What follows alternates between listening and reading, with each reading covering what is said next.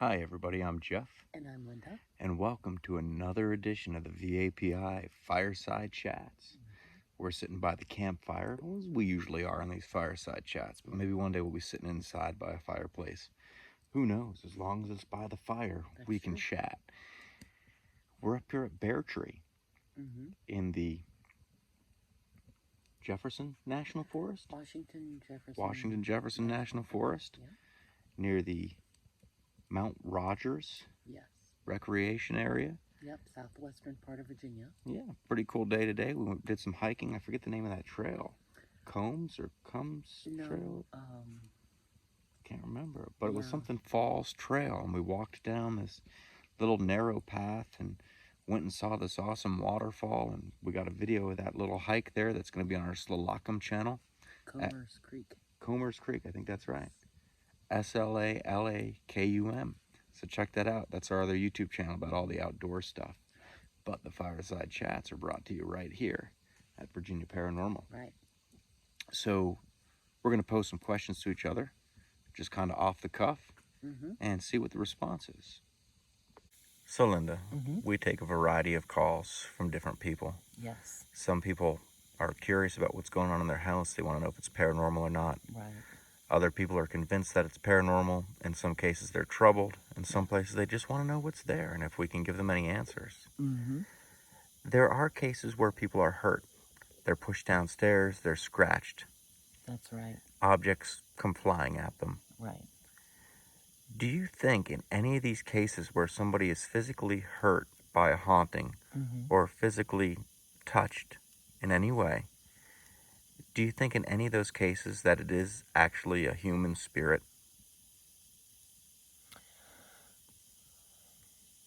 No. I don't think that it is. I think it's probably a demon in all the cases. Um, I believe it takes a lot of energy, and of course, all of this is theory. It's all based on theory and opinion, and so nobody can say for sure whether what I'm saying is true or not. But I believe that human spirits take a lot of energy in order to manifest in that sort of way, to be able to simply knock an object off of a table or to open a door. I think that things like that, it's difficult for human spirits to do, but I don't think that's difficult at all for a demon to do. And I believe that a great many spirits that people think are normal spirits of humans, ghosts, are actually demons, anyways, in disguise, because they like to pretend that there's something else to try to stay under the radar. And in a case like that, where something is, you know, coming to the point where it's scratching people or, throwing things at the people, that sort of thing is just not something that I would associate with somebody that's a ghost in ghost form. Most people, I mean, maybe you have some people that are very violent in their lives, and after they die, maybe they would try to be violent in death, but I'm not sure that they'd have the capability of doing so. I mean, at that point, you're just pure energy. So having the ability to do things like that, I think, would be almost impossible. But for demons, it's very, very easy for them to do that. So I think these things are probably all demons. But like I say, that's just my opinion. No real factual basis for it. Just kind of what we believe and what we have observed over the years. But demons, it's very rare perhaps to see them in a physical form as well. Right. So once again, you're talking about an invisible force moving these objects. Mm-hmm. How do you think Definitely. that happens? I don't know. I think there's a buildup of energy. I think that demons are spirits, certainly, but they don't have any specific corporeal form themselves. They can take on the appearance of anything that they want. So they can appear to be your dead grandmother, your recently deceased father, somebody of that nature, just to trick you into believing that that's what they are and kind of making you let your guard down. But I think at the same time, they do not have that ability to, um, you know, like human spirits don't have that ability to do that sort of thing, but it's energy. It's all pure energy, and that I believe that's what a spirit is. But being able to use that energy, to utilize it in order to carry out things like throwing things or knocking things around or hitting people or scratching people, that seems like it's the kind of thing that is just would be more reserved for the demons because they have that ability to use that energy better than a normal human spirit would. So, would you advise if somebody is convinced that the spirit of their dead grandmother is in the house, Mm-hmm. would you suggest that they embrace that spirit? No, I would advise them to use caution and to not totally tell yourself that it's one thing or another. Keep an open mind about it. Keep keep an eye on things that occur inside the house, not only objects, but the people in the house as well, and yourself. Pay attention to whether these people start experiencing strange illnesses or bad dreams or just generally bad luck for no apparent reason. I think you need to kind of sit back and keep an open mind and observe what happens for a while before you can form an opinion on whether this is your dead grandmother or whether it's a demon. But the demon's going to know your opinion and they can wait. They're very patient. They are. So they could go almost your lifetime Yes. and they know who your grandmother was, how Right. she acted. They know pretty much what she knew. Yes. Yes. So at what point do you think there's any point that someone should sit back and be like, okay, I'm convinced this is grandma? No, I don't think so. I mean, if you're seeing your grandmother in the house or she's there, there's a reason why she's there. She should not be there. She should be on the other side. And it's not fair for us in our desires to try to keep a spirit in place just because of our own selfish needs and wants. I believe that if we were to ignore this spirit and it really was the dead grandmother, perhaps she may go to the other side. I'm kind of convinced that sometimes putting too much thought and too much, of your own mental and emotional energy into a spirit being there is going to keep the spirit bound to the earth in a sense. They feel like you need them, so they're going to stick around. But if you sort of start going about your life and kind of trying to ignore it for the most part, and just okay, there's dead grandma again, but not talking to this spirit or not trying to communicate it with it in any way, even through things like EVPs. You can't do that sort of thing because it's going to keep that spirit bound to that location or to you. And that's when it causes a problem because if this does turn out to be a demon in the long run, you will have let your guard down and you will have been communicating and talking to this thing and being manipulated by it the entire time. So you shouldn't talk to one, but is there any danger in ignoring a demon? I don't think that there's any danger in ignoring a demon until the point where it starts to cause problems in your life. If you're ignoring a demon and this thing continues to cause problems again and again and again, then or causes the illnesses and the nightmares and things of that nature, then it comes to the point where you need to stop ignoring it and go into warfare mode, where you're ready to battle this thing, to do whatever it takes to get this thing out of your house or to get it out of your life and to kind of, find a better way of living. So, Jeff, there are a lot of people out there who are forming teams, paranormal investigation teams. And a lot of them have different methods that they go through, different beliefs, different ways of thinking as far as how to investigate the paranormal, what's right, what's not. What are some ways that you think are wrong? Perhaps things that you've observed with other teams, and not naming any names per se, but what are some things that you believe should not be done, or things that you've seen people do that you think are just kind of a little bit off track? Well, some of these things, I'm sure I've learned from my own mistakes. But for one, I've noticed that there seems to be more activity when there's less people. So it's a mistake to have a large team, a large group of people, and take them. You can take a large team to a location, but how many people you actually take in at a time can affect the activity, it can affect the evidence, and it can make it very difficult to discern any possible EVPs because when you have a number of people in the room, it's hard to tell.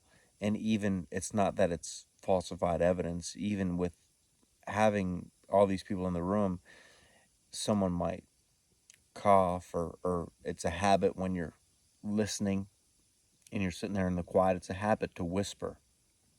And people can do that and without it being annotated or tagged after the investigation, they don't even remember whispering and they listen to it and they're like, oh, there's this voice on the recording. And I've seen cases where other teams have had cameras set up throughout the location and they weren't aware of where all their members were. And what I saw in the video was clearly one of their members walking by, but they swore that it was a ghost that they captured on the video. And you could tell it was one of their members because it was like what one of their members was wearing. So when you have too many people, it becomes very hard to control the environment. You got to be very careful about documenting everything that goes on.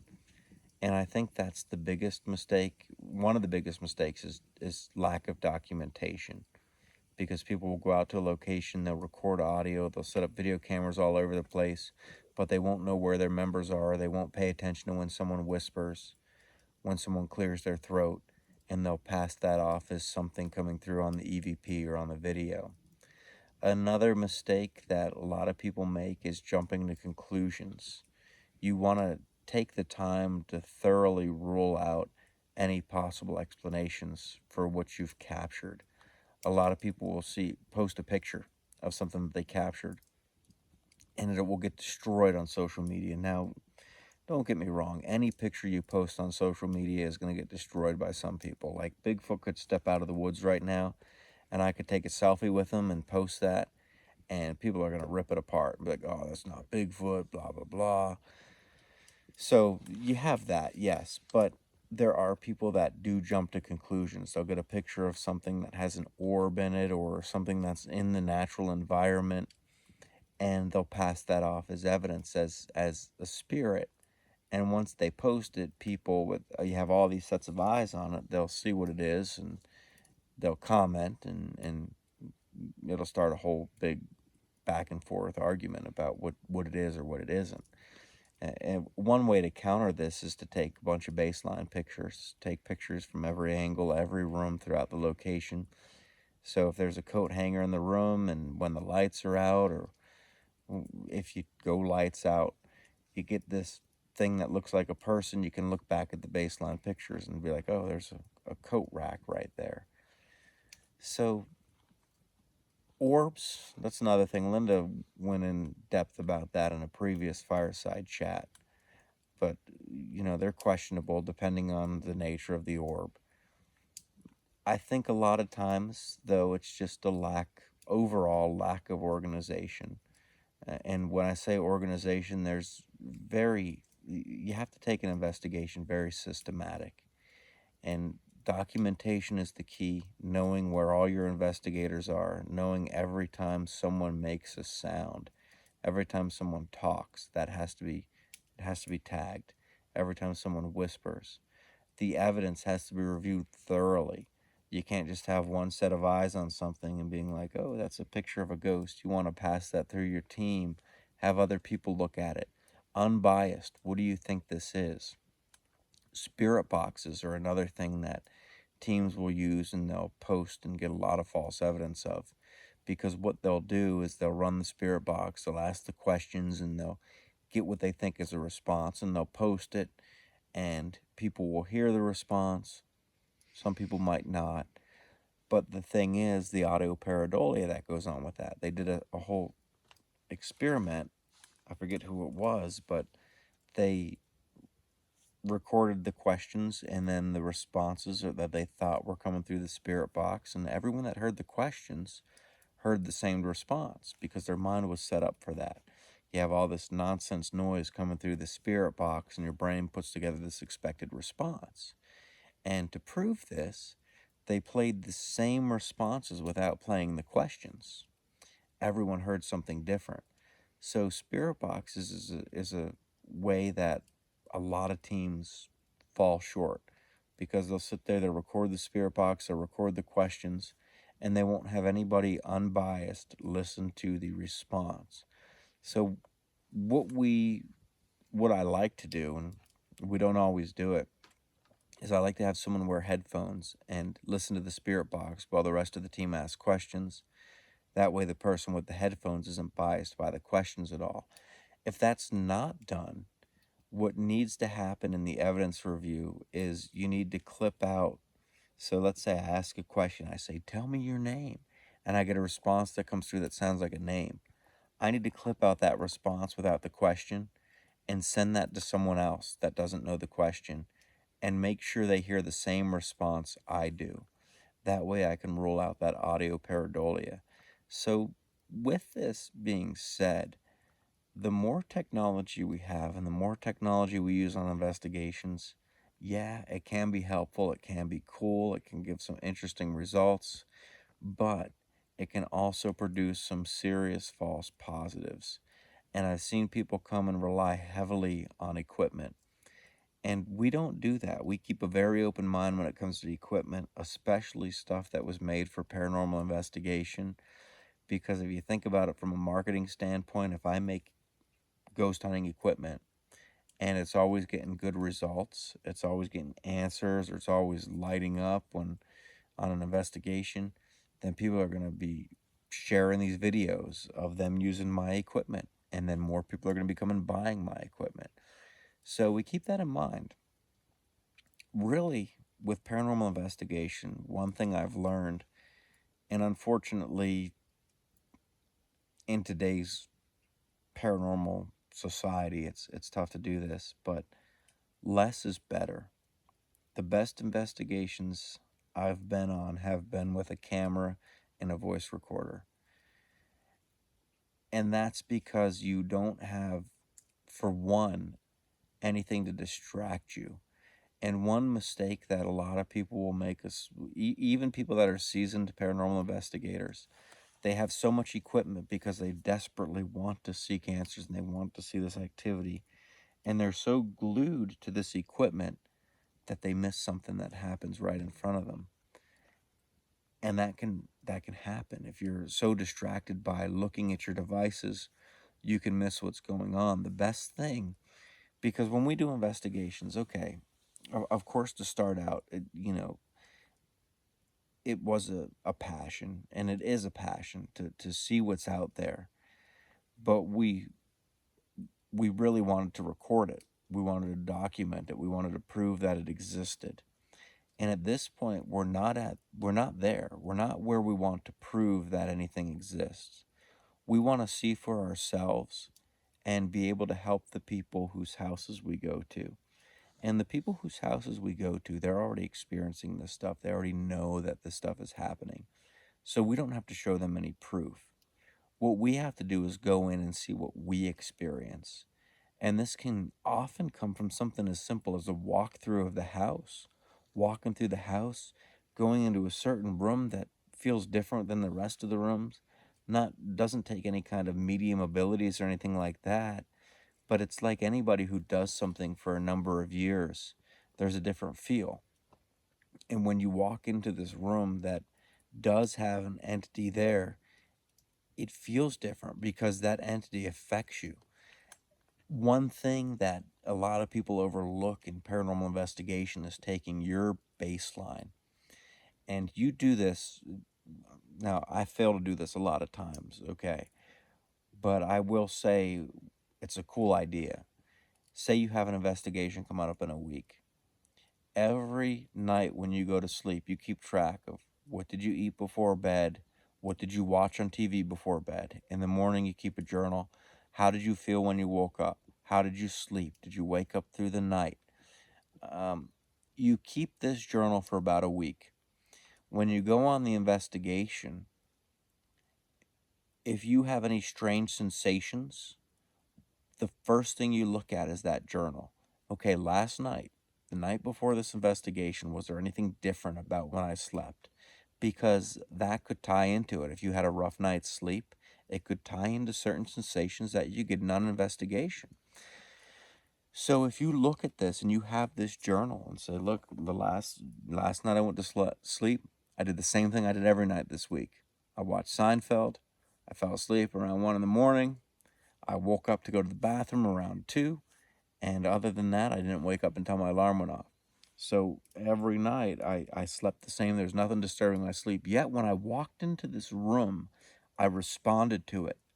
I got goosebumps. My hair stood up on end. I got chills. For some reason, I felt lightheaded or found it hard to breathe. There's different ways that reportedly entities can affect people. And yourself, you are the best investigation tool. Your own eyes can see things that the camera can't pick up. Your own ears can hear things that the recorder can't pick up. And you can feel things, not on a metaphysical level, but on a physical level. Your body can respond to things that are in the atmosphere better than any kind of EMF detector or anything, any kind of device that you would carry on a paranormal investigation. So ultimately, I'm kind of getting off track here, perhaps, but I think what I want to do is tie it into the fact that people new and seasoned, the mistake they make ultimately is relying too heavily on equipment and not focusing on their personal experiences and giving themselves the opportunity to get into that atmosphere, get into the location where the investigation is happening, and seeing and hearing and feeling physically what is in that location so that you can best help the client rather than try to prove the existence of paranormal activity. So there you have it, ladies and gentlemen, another Fireside Chat brought to you by VAPI. We really appreciate everyone that tuned in. Yes. We hope that you'll drop some questions down below, because if we run out of questions for each other, we run out of episodes. Yeah. So give us some questions. We want to hear them. We want to respond to them. We really do. Yes. Thank you for watching. We appreciate it. I hope you give us a thumbs up. Hit that bell so you get notified of every time we post a video. Yeah. I think we have some cool ones coming up. Yeah, we do. We definitely do. Until next time, remember, there's much more to see in the dark.